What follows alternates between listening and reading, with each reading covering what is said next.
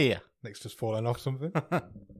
Welcome to The Wave. My name is Adam. My name's Nick. Welcome to the weekly news and chat show from the world famous Bottom of the Stream podcast. Seems a while since we've done one of these. 2 weeks. 2 weeks. So we've got a bumper episode today. Did you have a good holiday? I did, thank you. It was very nice. Yeah? Very chilled. Only got rained on once, which was a bit of a miracle. Okay. Because it did rain every day, but mostly overnight, which is always good, I Oh, suppose. that's helpful. Yeah. No, it was really nice. Got sunburn one day. Oh, wow. Oh, yeah. Can't Even do that. better. That is a successful trip, I would say. Yeah, I think it was. Managed to I think get it was good. the last of the summer sun. Yes. Yeah, it was nice. It's really good. Walks on the beach. Just walking, basically. Good? Did 16,000 steps one day. Oh, my word. I don't usually do that in a week. Did that in a day. I'm quite proud of myself. Yeah, it's tough going through some of those sand dunes as well. Yeah, definitely it was. It's very hilly around there as well. Probably add a couple of thousand of real steps onto that as well. I will do then. Yeah, if you're do it. allowing it. Good. Yeah. Did 18,000 steps. Round it up, 18, definitely. How have you Easy been? 18. Yeah, been pretty good. Feels like ages since I've seen you. 2 weeks. Feels like longer. It does feel like longer.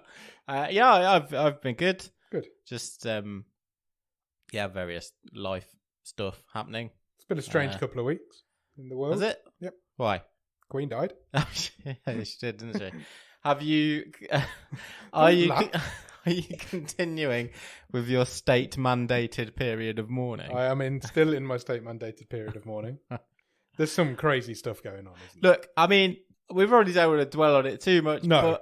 But all I will say is, when stuff like this happens, it really shows you how weird, like, some religious and, I'll just say it, posh people's traditions are in this country. Yeah, it's been very... It's really weird. It is really weird. It's been very interesting, some of the stuff that's been going on. Like last night I saw the Vigil of the Princes. Yeah. I was like, that's crazy. They just stand there doing nothing. And then Princess Anne's there. She's the first woman that's ever done it. Yeah, that's great. But then some of the things that are happening... Now this episode will come out on the day of the funeral. Yes. Which, should we release it? Who knows? Yes. Centre Parks are kicking everybody out of their site. For a day. Well, Well, if you live like 300 miles away. it's mad. It's the so most weird. insane decision It's I've ever heard. so weird. It's the most insane decision I've ever heard. It's like, go away for a day, and then you can come back the next day. I've seen some brilliant things. I mean, you can find all these things on Twitter Yeah. and all the social medias. Though, like the BBC at 18 minutes past 3 in the morning, the other morning, thought, oh, we'll go and talk to this lady who appears to be laying something outside Buckingham Palace. And it was this woman absolutely out of her box. No way. Laying a Princess Leia figure down because she was royal just like the Queen. It is madness. Honestly, it's like unbelievable. It's like I say, just the traditions are just, it's odd. It's an odd situation. I would just say, look, if you can't really be wrong. If you want to go and pay your respects and that helps you, that's absolutely fine. But also, if you want to go and shout at an alleged sex offender, fucking go and do it, man. These people would, It's illegal to do it. It's crazy. Unbelievable. I saw a bike rack that was closed for a fortnight. I saw this. Morrison's have turned the beeps off their checkout. No way. Literally, the checkouts don't beep anymore. Out of respect. It's I'm like, the whole country's lost its mind. It's It's like weird. this lady has died and taken all of our common sense with her. It's insane. It really is. Is that what she would have wanted? No, food banks are closed on Monday. I know. And worst of all, right? Cancer screenings have been cancelled. Worst of all, well, yeah, which is all terrible. And also, the fucking government has just had 6 weeks off. Yeah. And now giving themselves another 2 weeks off to process this whole thing, whilst people are out there starving and can't heat their homes. What a situation! It's not what she would have wanted. Of People. course, it isn't. It really isn't. I've seen so many good like posts and stuff, like because you've got all these companies and brands sort of going like monochrome, all their their logos go monochrome and paying their respects. And there's like everything from supermarkets to fast food outlets to Pepperami, everything. Someone said Can you imagine if this happened when your gran died? And you'd be like, you're at the funeral or the wake or something, and you have to go, Dad, just to let you know, pizza's paid its respects.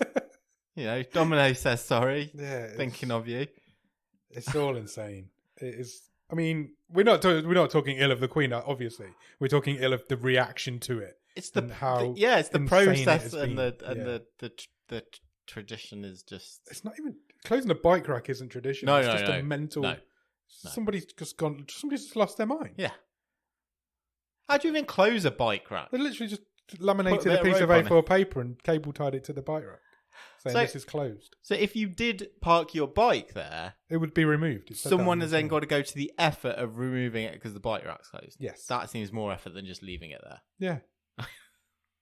And where are you going to put it on another bike rack? I had to bike 17 miles out of my way to find an open bike rack. Because you can't close railings. No. Just park it on the railing next to it or the tree next to it. It's like we've all lost our minds. Collectively lost our minds. But rest in peace, Liz. It's a very bizarre few days it's been. It's been a strange week on Normal Island, that's for sure. Oh, my days. Anyway, sad days, but we'll move on. Things have to carry on. Should we do some Netflix news? Do you know what doesn't stop? Netflix. News. Movie and streaming news does not stop. It does not. Because in our absence last week, if you are a patron, you would have seen our bumper-sized newsletter. Oh, it was massive. As a small token for us not being here last week. It was 8 pages long. I was very proud of you. Thanks. It's all right. But the news just doesn't stop because we've got quite a lot of news to look at this week as well. Starting with a double header from the Assassin's Creed brand. Oh, okay. Is that a brand you've played? A game you've played? I've played a couple of them. I don't think I've ever completed one. But no, me neither. I think I've played 2, maybe one of the later ones as well. And just I played the pirate one quite a lot. Okay, I remember playing that one. Well, this week, Ubisoft have had their annual forum / all these game companies do this now, don't they? Sales pitch type thing. Yeah. And they've confirmed a couple of things. The first of those being that the live action Assassin's Creed series is a go at Netflix. Not only is it a go, it now has a showrunner assigned to it. And that person is Jeb Stewart. Sorry. The absolute Jeb Stewart. He is currently the showrunner on Vikings Valhalla. Okay, so he's already with Netflix. Yeah, and once he's finished with that, he's going to do Assassin's Creed, the series. Talk about being stereotyped. Yeah. Not only is he the showrunner on Valhalla, he is the creator, writer, and executive producer. Wow. It is said that the Assassin's Creed show is going to be an epic, genre-bending live-action adaptation of our video game series. So says Mark Alexis Corte, the executive producer of the games. Sweet. Yeah, no, obviously, timeline yet, because I'm pretty sure Vikings Valhalla is an ongoing thing that is coming back for more. Yeah, I think that's still going. It was a huge hit earlier this year. But maybe Jeb will hand that off to someone else. Sounds like it does. You can't do 2, so sounds like he will. So, yeah, I mean... I hope it's better than that shocking film that Fassbender did. I've never seen it. It was awful. I really want to watch it. It was terrible. For someone who's kind of...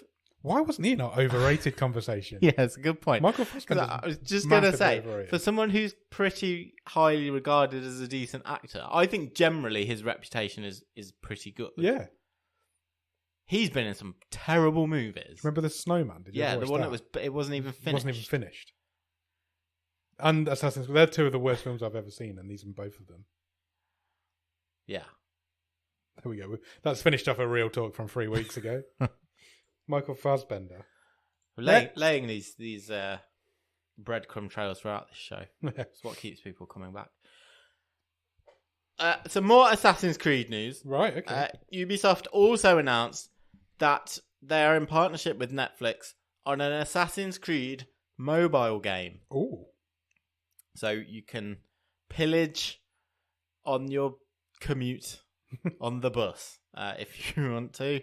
Ubisoft announced that they are partnering with Netflix on an Assassin's Creed mobile game and 2 other mobile titles that will be available exclusively to Netflix members globally with no ads or in-house purchases, i.e. on Netflix games. Okay. All 3 games will be available in 2023, as well as the Assassin's Creed mobile will be Valiant Hearts, which is a sequel to Ubisoft's award-winning game Valiant Hearts: The Great War. It will be directed by the original core team, but feature a new story. And they will also release a sequel to The Mighty Quest for Epic Loot, which is a mobile game previously shut down in 2016. I can't sound familiar with either of those 2 games. Mike Verdu, who is Netflix's Vice President of Games, Vice President again? Where are all the Vice Presidents gone? says, "We are thrilled to work with Ubisoft, whose track record creating memorable worlds for fans is unmatched. This partnership will provide our members with exclusive access to some of the most exciting game franchises as we continue to build a catalogue of great mobile games for all our members around the world." Nice. There you go. Netflix Games is getting some big titles there. Sure. I think Assassin's Creed is a real sort of jewel in the crown, isn't it? If you've got a brand like that on. Yeah, definitely. Yeah, it's one of the biggest game franchises of all time. Talking of jewels and crowns, Yep. The Crown is a Netflix show. It is, indeed. It's a bit associated to the news of the week. Yes. Interestingly, come and join the pity party, because if it has been pointed out that in the last week, so since the death of Queen Elizabeth II, there has been an 800% rise in viewing hours of The Crown in the United Kingdom. That's mad. Compared to the previous week. In the United States, viewership has quadrupled in the same time frame. Wow. And in France, The Crown had more than 3 times the viewers it had on the previous weekend. It is also currently amongst the top 10 trending TV shows on Netflix Australia. It's number 7 in the world rankings, so I've just checked. There you go. Crown season 1. Beating out is actually higher than Stranger Things season 4. Yeah. Wow, that's crazy. Well, I suppose it makes sense. Season 5 of The Crown, just as a reminder, is due in November. But they've halted production, haven't they? Yeah, they must be nearly finished by now, they must surely. Yeah, I read that they'd halted production as a mark of respect. A mark of respect from a show that she didn't authorise or like. Yeah. Or, unless they're just going back to back and they're because it's been renewed for a 6th and final season, hasn't it? So, yeah. Yeah, because there was a lot of casting done, wasn't there, over the weeks? Because I think... Of young princes. Prince William's got 3 different actors in one season. Yes. So I did see that. And they've cast Catherine as well. So I didn't think it'd go that modern, but apparently it's... Well, I'm not sure that was originally the plan, because if you remember, going back a few years now, I think it was only commissioned for 5. Yeah, it was. And I'm pretty sure they said we're going to stop around the death of Princess Diana. Yeah. But they are now going further forward. Past. Interesting. I mean, is it too soon for me to say, do you think they'll go all the way up to... We've got a life now to... Maybe. It's going to feel rushed, though, surely. I mean... Possibly. Diana was only just coming into the last series. Yeah. So you've got, 25 years since she died now. Yeah. You're going to cram all that into 2 seasons. 2 seasons. Maybe. Who knows? Watch this space. We'll watch The Crown. Yeah. Because neither of us do, so... Okay. Let's talk about the Emmys. Yes, which let's were talk held about the Emmys. a couple of nights ago. Yep. Well, last week, as you listen to this. Yes. The TV Emmys. Yep. Shall we run through some of the winners? Do it. So, Outstanding Drama Series was won by Succession. Surprise, surprise to nobody. I mean... It beat some big players. Yeah, so it bested Better Call Saul, Euphoria, Ozark, Severance, Squid Game, Stranger Things, and Yellow Jackets. I mean, Succession just feels very... awardy. Yeah. Yeah. The Emmys have always had their favourites, and it's just how the Emmys works. It's just what they do. Outstanding comedy series went to Ted Lasso. Again. But to be fair, Ted Lasso is a great show. Oh, yeah. Again, there's some good competition in there. Curb Yeah. Your Enthusiasm, Barry, Only Murders in the Building, What We Do in the Shadows. It's been a big year for TV. Sure. Lead actor in a drama series went to Lee Young-jae from Squid Game. Excellent. Good for him. I think he's great. Yep. I'm not sure he's the best option in this category, considering Jason Bateman was there for Ozark, Brian Cox for Succession. Again, you'd have thought he'd be Didn't he win it a hot last year? favourite for that. I think he may have done. Bob Odenkirk in Better Call Saul. Bob Odenkirk has never won an Emmy for either Breaking Bad or Better Call Saul. Well, we'll give you a stat. Go on. Spoiler alert. Better Call Saul won nothing at the Emmys. Yep. It has now been nominated. I believe it's 14? 46 Oh, Emmys. really? Wow. And has won 0. That's ridiculous. That is ridiculous. But I also read something today that said that the last season of Better Call Saul was split Yes. into 2 sections. Yeah. And the second section actually qualifies for next year's Emmys. Yeah. So they'll just get everything then. Because that's what the Emmys do. Which is, what's the point in awards then? Yeah, exactly. Because all you're doing, it's Lord of the Rings all over again at the Oscars, Yeah, it is, isn't yeah. it? Years and years ago. Where they just went, we know you're doing 3 movies. Yep.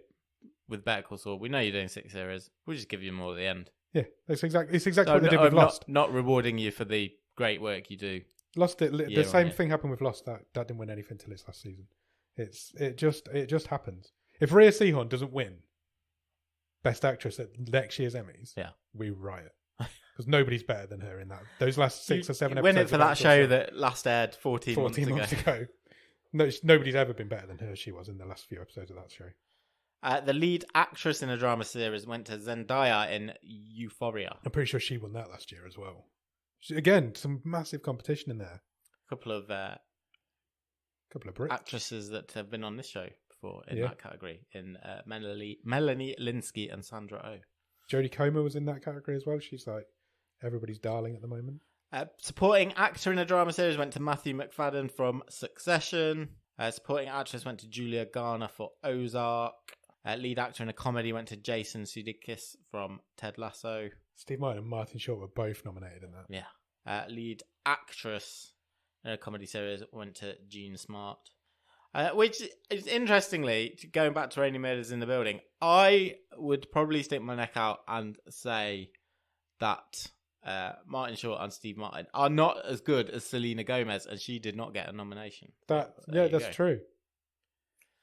Supporting actor in a comedy series went to Brett Goldstein. He's everybody's favourite at the moment. That was the Ted Lasso Award. Nick Mohammed was nominated for that as well. Supporting actress in a comedy went to Cheryl Lee Ralph from Abbott Elementary. I'm not aware of that show. No, I'm not either. Lead actor in a limited series was Michael Keaton for Dope Sick, which is on Disney Plus. Yeah, apparently that's great. Lead actress in a limited series went to Amanda Seyfried for The Dropout. There's so many categories. Yes, there is lots. I mean, I'm probably not going into like competition program or.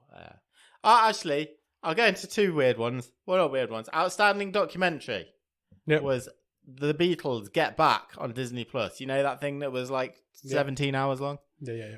I think, do you just make something 17 hours long and then you win all the awards? Absolutely. And the most outstanding structured reality program, like rolls off the tongue that one, was mine and your favourite show, Queer Eye on Netflix. Netflix. Well done to those guys. They also won outstanding unstructured reality program for Love on the Spectrum. There you go. Yeah, some good work, some good wins there. If, like I said, Rhea Seehorn needs an award for Better Call Saul. If she doesn't get one next year, I'm going to riot. But it's not. Not that I give it any. But it's not consistent. No, because it's not. you'd have something like, look, I think the show is fine.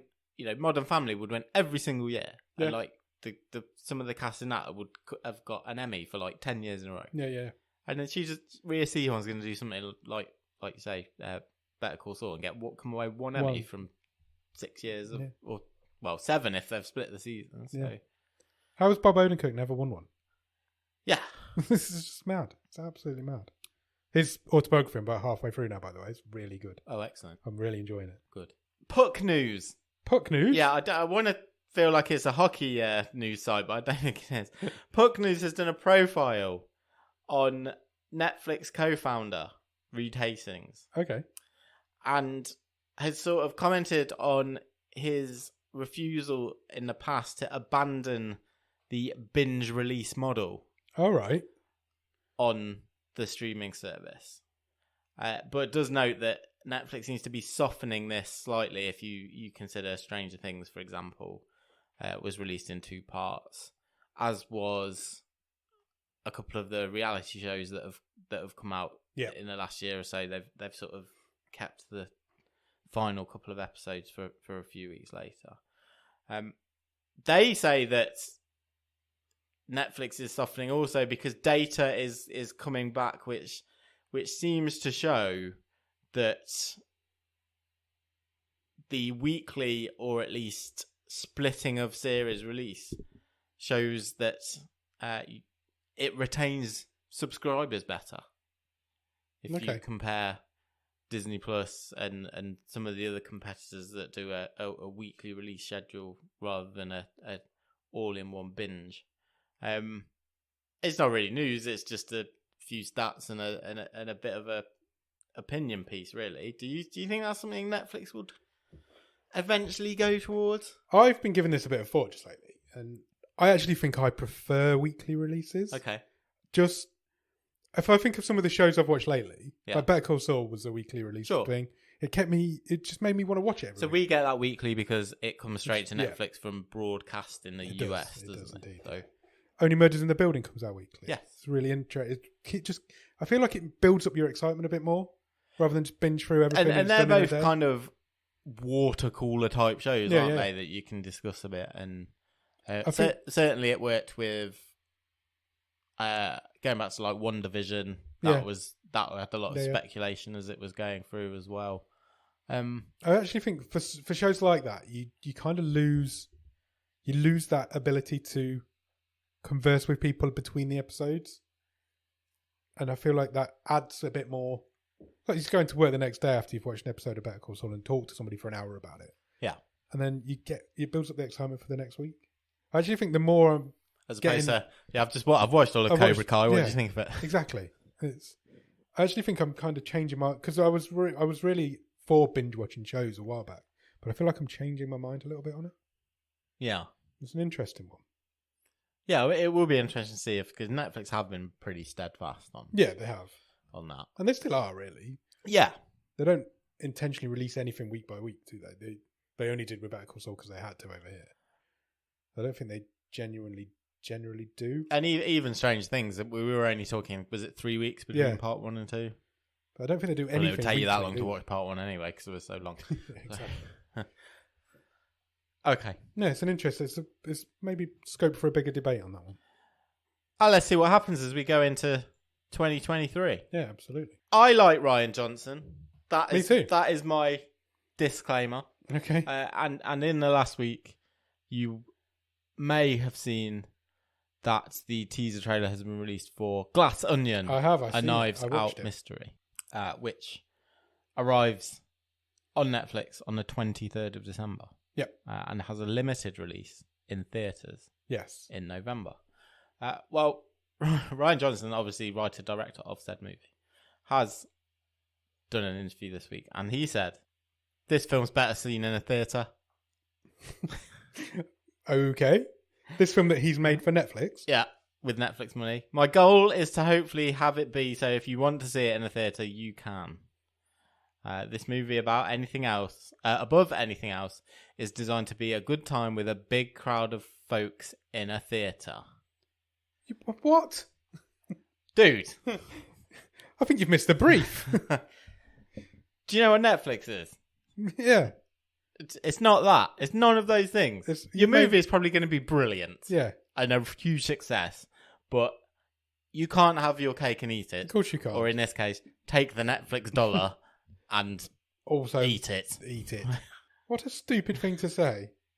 Can you imagine people in the Netflix offices, when they heard that interview go out, must have been furious. Can you imagine? Can you imagine? This is not an approved Yeah, this is the biggest train film. of thought. We've got Daniel Craig coming back for a sequel to one of the biggest murder mystery films in recent years. It's going to be huge. This is going to be a huge release for Netflix. They're going to push this film everywhere. Yeah. It's going to be on the side of buses and everything. And then he comes out and says, "Oh, you probably should watch it in the cinema, but you can't." Do you want some numbers? Yes. Well, I'll finish the quote first. John Johnson said, "It's less like Top Gun, which is about the big experience of the screen and the sound." I watched that last week on a small screen. Okay. It was good. Fine. And it's more about being surrounded by people who are going to be having as much fun as you. Okay. I just, invite people around? Yeah. Charge on the door? No, don't do that. You can't when I go to the cinema, I go to the cinema quite regularly. Yeah. I don't sit there and think, I'm really enjoying this, and I really hope everybody else here is too. I just don't think like that. Well, yeah, I guess. You didn't make the film, I suppose. No. Knives Out was released in 2019. Yes, it was. First movie. It made more than $300 million worldwide. And its budget was only $40 million. It's great. It's a great film. Netflix paid $450 million for 2 sequels. It's $225 million each. That's mad. That's nearly as much as the first one made. Yeah. And it isn't. I don't know. It looks good. It does. Basically, all they've done is taken Daniel Craig's character and put him into another story. There doesn't appear to be anything else that's joining these 2 films together. No. I mean, I just think the amount of wheelbarrows of money that Johnson's going to be making for this. Just go, be quiet. Yeah, don't have a moan. Wow. Next. Okay, we've had in the last few months the Elvis biopic. We have. Which I think fair to say had mixed reviews. Yeah, I think so. My mum thought it was amazing. Yeah, cool. Yeah. I haven't seen it yet. I mean, it's Baz Luhrmann. Yeah. He's done some great stuff. He can also be quite pretentious and self-absorbed. I haven't seen it. I would like to see it. I will get to it at some point. Same. Well, hot off the heels of the Elvis biopic. Yeah. Sofia Coppola has signed up to direct a biopic of another Presley. Okay. Priscilla. Okay. Wow. I don't know a lot about Priscilla Presley. She was in the Naked Gun movies. Yeah. Kaylee Spaney will star. The script has been adapted by Coppola from Priscilla Presley's 1985 book, Elvis and Me, which shared full details of her life married to the king. Right, okay, so it's... I guess there's a story there to tell. People are clamouring for Elvis information. So Jacob Elordi will play Elvis.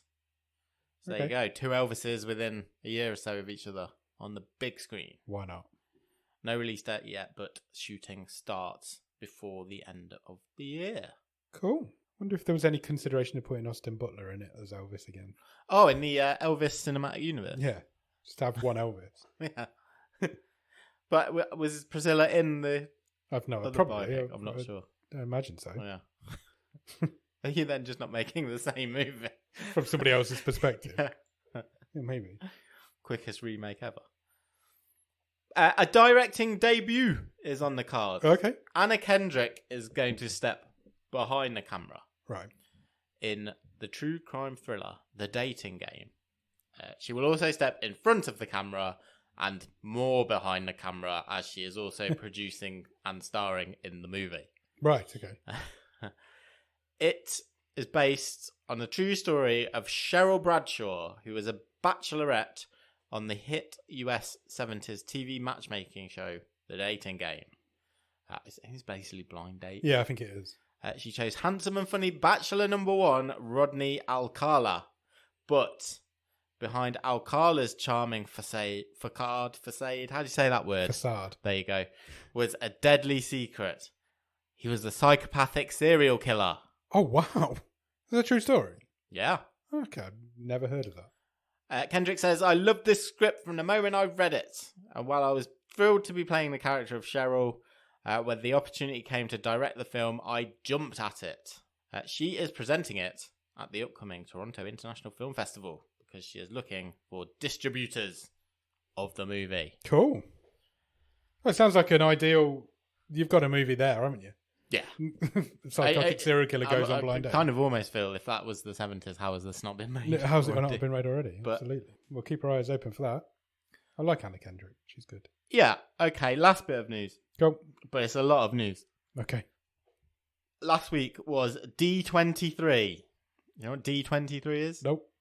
It's Disney's big showcase of upcoming projects, TV shows, movies, okay, etc. There's a lot of headlines. Would Nice. you like me to give you some of the Go for announcements? it. I'm going to close the page down because I don't want to be spoiled. Disney Animation announced that Wish is a new movie that will look into the story of the mythical and fabled wishing star. Ooh, okay. It comes out next November. Basically, that whole Disney star that goes across the castle. Yeah, doing a movie about that. Okay. So, a Haunted Mansion movie is coming out as well. Are there other Haunted Mansion movies? Yeah, Eddie Murphy did one. Yeah, he did, didn't he? Yeah. This one will have in it Winona Ryder, Okay. Dan Levy, Oh, wicked. and Hassan Minhaj, who I am not familiar with. Not me. There will be a live-action Snow White movie Live action. coming 2024. Nice. There is a logo if you really want to go and look at it. That was announced.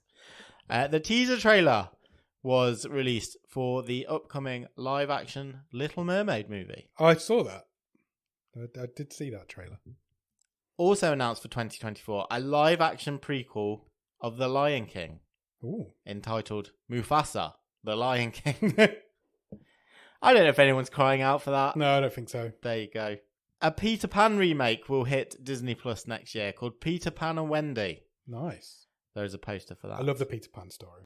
You can find a teaser trailer and a poster for Disenchanted, which is the sequel to Enchanted. Okay. If you remember that. Isn't that a Amy Netflix cartoon? Adams movie from a few years ago. That's the Matt Groening Yeah, cartoon. what's that called? Disenchanted. Disenchantment. Oh, It's called. Disenchantment. Yes, it is. There you go. The trailer dropped for Hocus Pocus 2, Oh, sweet. which arrives on Disney Plus this Halloween. I know quite a few people are excited about that one. Yeah. Pixar's first original TV series was announced. Okay. Win or Lose will debut on Disney Plus and follows a kids' Little League baseball team. Couple more Pixar movies were announced. Elemental will be a sci-fi romp. Elio will be released as well, which is also sci-fi and will follow the story of a young boy who accidentally becomes Earth's ambassador for a sort of United Nations, but for aliens. Okay. Sounds fun. A sequel is in development for Inside Out. Oh, really? Yeah. Wow. That's like a heart-wrenching film. Oh, it's an absolute journey. Destroyed me, that film did. There is a trailer for season 3 of The Mandalorian, Okay. which will be released before the end of this year. There's a behind-the-scenes look at Jude Law on Star Wars Skeleton Crew, another Disney Plus series coming, as well as a first look at Star Wars Ashoka, another Disney Plus Star Wars series. How much Star Wars stuff are they getting out? New footage from Black Panther Wakanda Forever. Okay. Sneak peek at Ant-Man and the Wasp Quantum Mania. Marvel announced and released a trailer for Werewolf by Night, a Halloween special. What's that? It's like go and check the trailer out. It's like a ye olde Hammer Oh, really? horror type thing. It's just a man who turns into a werewolf. They also dropped a trailer for Secret Invasion, which is an upcoming Nick Fury, Maria Hill series. Oh, right. Okay. With Sam Jackson. Yes. Nice. Kei-Hu Kwan was officially announced as having joined the cast of Loki for season 2. Oh, cool. I like how he's having a big comeback. Yeah, that's cool, isn't it? Yeah, it's cool. I saw a picture of him with Harrison Ford. That was nice. Yes. Matt Shackman was confirmed as director for the Fantastic Four movie. He was the director on first season of WandaVision. Okay. The cast was revealed for Thunderbolts, which, as I understand it, is basically Marvel's version of the Suicide Squad. Oh, so all the bad guys get together. Yeah, so it's gonna be Julia Louis-Dreyfus, Wyatt Russell, who was like fake Captain America. Yeah. David Harbour. Oh, he was like Black Widow. Yeah. Hannah John Kamen, who played Ghost in Ant-Man and the Wasp. Sebastian Stan, obviously the Winter Soldier, and Florence Pugh. Flo Poe herself. Flo Poe herself. Tim Blake Nelson has been cast in the new Captain America movie, Captain America New World Order. He will play the leader. Trailer and posters released for The Santa Clauses. Okay, what's that? We're going back to that universe this Christmas. The actual Santa Claus. Yeah. Is that Tim Allen? Yeah, yeah. It is. It's Tim Allen. Tim Allen and Elizabeth Mitchell will both return. Wow. To that franchise. The first trailer for Percy Jackson and the Olympians was released. The first trailer for National Treasure, Edge of History was released. Lots of stuff going on over at the Big D. Yeah. The Big D. I don't think I can call it that. Talking of the biggest D. Okay. And I'll leave it at this. There is also a trailer and poster released for Willow. Oh, really? The TV series. Wow. Which I believe also arrives before the end of the year, starring Warwick Davis and Christian Slater. Warwick Davis must think all of his Christmases have come at once to get that role again. Yeah. He must look, because he loves Let me check my diary. Yes, I'm free. Yeah, I'm free. Absolutely free. Of course I am. Good for him. That sounds good. There's a lot of good stuff coming from Disney then. There's a lot of stuff. Loads of things for Star Wars fans to moan about. Yeah. 100%. And Marvel fans. Yeah. I think we'll stop the news there. Good news. Well done. Enjoyed that. Loads of stuff going on. Have you watched anything good at the top of the stream? I don't think I've watched loads. I haven't either. The past week. I've been away. Yeah. I've watched the first 2 episodes of Cobra Kai. I think I've done 4. Okay. Or maybe 5. Has it always been as soapy as it is? Yes. I know it has. It just feels... It's always surprising. Feels more. I don't know what it is. There's just something that feels more about it this season.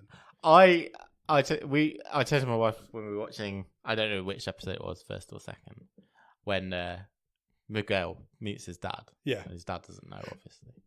And he turns to him and says, I feel like I've known you for a lot longer than a day. And I was like, this is so soapy. It's proper soapy. It just feels like more in this season. For some I do think it's always had that element. I think that from what I've seen from having only seen the first 2 episodes, they very much tie up the loose ends from the previous season in terms of that whole Mexico storyline. Very quickly. Yeah. And so there is quite a lot of like emotional content there in that first couple of episodes. So I'm really just waiting for it to kick-start, to be honest. What's going to happen? They were fine. I've enjoyed them. Yeah, it's a great show. It's a great show. It's a lot of fun. It's a perfect turn your brain off show. Yeah. But so I just found myself laughing at it a little bit in the last few episodes. And I don't know if I've done that before. But I might have. I might have just been misremembering stuff. I literally got back off holiday on Sunday and just turned it straight on. I was excited to watch it. I love Cobra Kai. Sure. I've also watched the first 2 episodes of the new Chef's Table series. Oh, brilliant. What's that? It's basically 6 episodes on pizza. Yeah. So I've never seen a Chef's Table thing before, but I think it's like each episode's based around one different chef. Okay. And they're what they do. And this season's all pizza chefs. This is on Netflix? It's on Netflix, yeah. Cool. It's I think there's a few different types of Chef's Table. Yeah. But the first 2 were the first one was really good. It was about this guy called Chris Bianco. Okay. And he makes pizza in Phoenix, Arizona. And the eminent pizza reviewer in the world reckons he's the best pizza maker in the world. Oh, nice. And he's in Phoenix, Arizona, not in Italy, not in New York. And he's just this guy. He's had to retire from making pizzas because he's got asthma and he was inhaling too much flour. No way. So he's had to step back from making pizzas and teach people how to make his style of pizza. But it's a really interesting episode. And you know me and pizza. It's like, did they look like the best pizza. pizzas you've ever seen? They did look good, to be fair. They did look good. Not as good as the ones I make, obviously. But so I've seen it. I was on there. I was like, well, I've got to watch that. It's all about pizza. So yeah, I'd recommend it. The first two are really good. That sounds good. The second one's about he was a TV chef in the 90s. Yeah. He used to go on an Italian TV show Okay. to make pizza, and then it kind of sent him insane. So he retired from that and opened a restaurant. And yeah, he kind of lost his marbles a little bit. There's like part documentary. Yeah, it's basically focused on one guy. Show. But no, there's no cooking in it. There's no like recipes or anything like that. It's just about these guys who make pizza for a living. Cool. And yeah, he kind of got into the TV lifestyle. He got into drugs and sex, drugs and rock and roll. And then he gave it all up, lost a load of weight, and opened his own restaurant. Sounds good. Yeah, so it's interesting. Really I think there's 6 of them in this season, so I'm going to watch more. But that's literally, because I've been away, that's all I've watched this week. Excellent. You watched anything else, or are we done? No, that's it. That's all I've watched. Shall we move on to Real Talk? Let's tackle real talk. It was an interesting one this week. Yes. Suggested by Ross Cook, I believe. I think so. What was the topic for discussion? Should adaptations be accurate to the original or be totally open to being changed? What a broad subject this is. I mean, should we start with our views first? Yeah, we can do for a change. Last. We always go last. And also, I did forget to put them out on the socials, so I've been on holiday. It's fine. we should start getting back to normal next week, hopefully. I say, fucking fill your boots. Well, just do it. Do whatever you want. I think as long as you give, based on this, it's all there in the word. In the Based words, on. isn't it? It's based on. It's your take on that story. Yeah. That's fair. I think I agree with you to a point. I think... Because especially with books, Yeah. because how I read a book, I might be reading the same book as you, but picturing, it's the same words, but how that plays out in my brain. You'll be picturing something completely It'll be different. totally different. I remember when I was a little kid, 12-year-old Nick, was going to the cinema Long time ago. to see Jurassic Park. Oh, yeah, you would have. The year before, I've read the book because I was like, I think I've heard about this movie. Oh, it's a book. Oh, you're allowed to write books about dinosaurs coming back to life. Wow, that sounds amazing. Loved it. Loved the book. Yep. Watched the movie. Came out of the movie. I was like, well, that wasn't like the book. It's not how I pictured the book. It's interesting, isn't it? And I remember my first reaction being, oh, it wasn't as good as I thought it would be. Since, loved that movie. Yeah. One of Can the best separate of all the time. two. Yeah, it's brilliant. It's a great adaptation. But the point still stands. What that was in my head isn't what was in Steven Spielberg's. No, exactly. There's no reason it should it's be. never going to be. It's never going to be. But I think you hit the nail on the head there. It's the separation of the two. Yeah. It's you're gonna go, oh, you're a Stephen King fan, you're gonna bring up Stephen King again. You can't talk about adaptations and not No, talk you about can't. Stephen King. I'll let you have it. You can't do it. There's a lot of Stephen King books out there. There's a lot of Stephen King movies out there. I guess it comes down to, is there a difference between can you have a good adaptation, but it's a bad film? And can you have a bad adaptation of a good that turns into a good film? Yeah. So, The Shining, for instance. Yeah. I think Sam mentions it in the Discord. Is a great book. It's a great film, but it's a bad adaptation. Yeah, because they're totally different. He's not even tried to make them the same. Yeah. So, what is the question we're asking here? Is my question. Is it, do you have a good book that becomes a good film? Is therefore that the correct thing to do? Or is it all about the way that the book is adapted into the film? And like The Mist, for instance. The Mist is a great example. The film adaptation of The Mist. Yeah. It's so close to the story, but they changed the end. Yeah, and Stephen King says it's better. The end to that film is better than my book. And it is. Yeah. He's right. So, and then you've got things like Under the Dome, which is a great book, terrible ending again. And the TV show's a great show, again, with a terrible ending. But they're different. Yeah. It's a really tough question. Should adaptations be accurate to the original? No. I don't think they should. I mean, no one complains. You've got to be respectful of them. Yeah. You can't just go and blatantly change. Yeah. I'm going to mention The Dark Tower now. That isn't even an adaptation.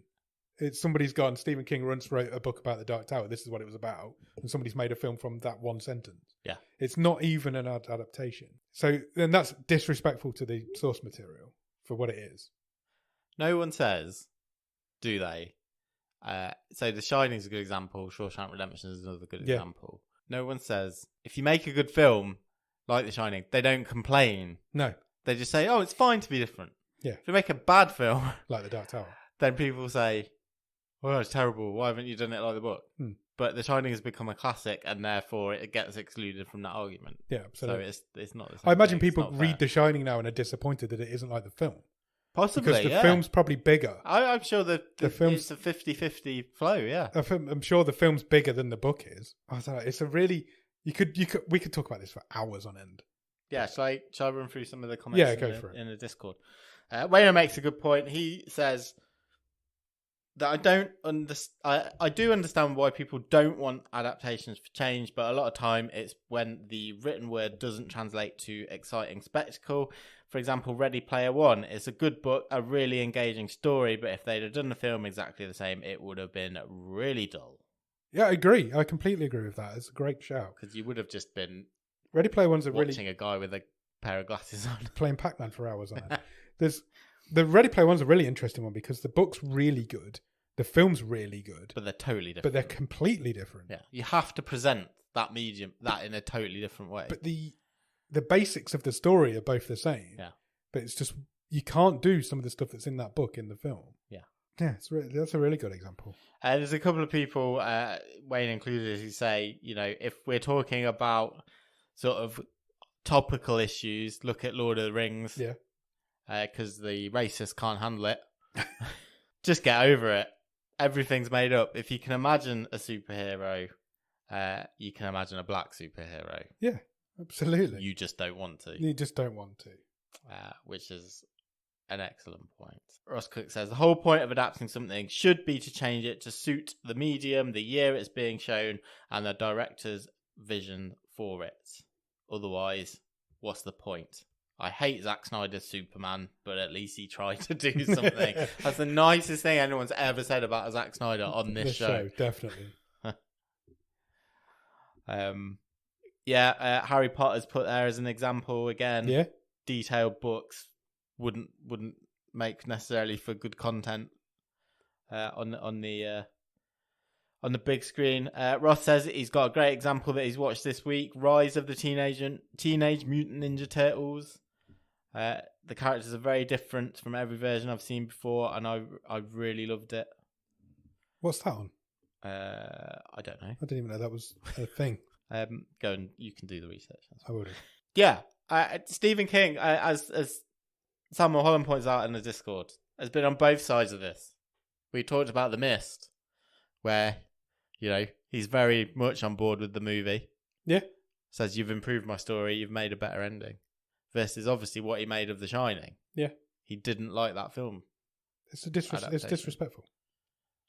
Unfortunately, kind of shit his own bed by then going and making his version of it, which was also terrible. Which was not good. But Kubrick intentionally changed things in that film just to piss off Stephen King. Yeah, there's little. We did an episode with Grief Burrito probably 3 years ago now, about The Shining, and there's loads of little details in that film that he just changed just to piss off Stephen King. He did it on purpose. Yeah. And Kubrick, that's Kubrick all over. Down to switching the colours of the cars and also like remember, at that period in time, King was a best-selling author. Yeah. But he was a relatively new kid on the block. Yeah, absolutely. Stanley Kubrick was at that point already a legendary Hollywood director. Yeah. And I think that's kind of forgotten about at that time. Yeah. Kubrick's probably thinking, who the fuck's this guy? Yeah. Who's he to tell me that? Kubrick saw something in The Shining and made his own version of it. Yeah. And that's fine. I have no issue with that. Chris from Time Splitters podcast says, simple fact, the visual medium is so different to the written world, you have to make changes. Yeah. For example, Philip K. Dick's novels. How anyone would read those and say this would make a great movie is totally beyond me, but they did, and we have things like Blade Runner and Total Recall. It's a great point. It's a really good point. Yeah. He does say, if you go and completely change the story to the point of it being unrecognisable, then the question would be, why do you even say this is an adaptation? Yeah. I think the answer to that is because you're using those character names. Or You get a big opening. setting You or get a big that. opening weekend from people who already know the story. Yeah, really interesting one. Great contributions. Thanks, guys. We will, in due course, post up what next week's Real Talk is. We will indeed. Head into the Discord. That's the best place to get involved in Real Talk because I always forget to put them on the socials. So head into the Discord. The Discord link has always been in the show notes. 90% of the time they're up on No, the yeah, they socials. do. It's just been a funny week. We're recording 2 days earlier than we normally do as well Sure. today. So we haven't had the time. But as of next week, we'll be back to normal and we will get stuff out to you. Good.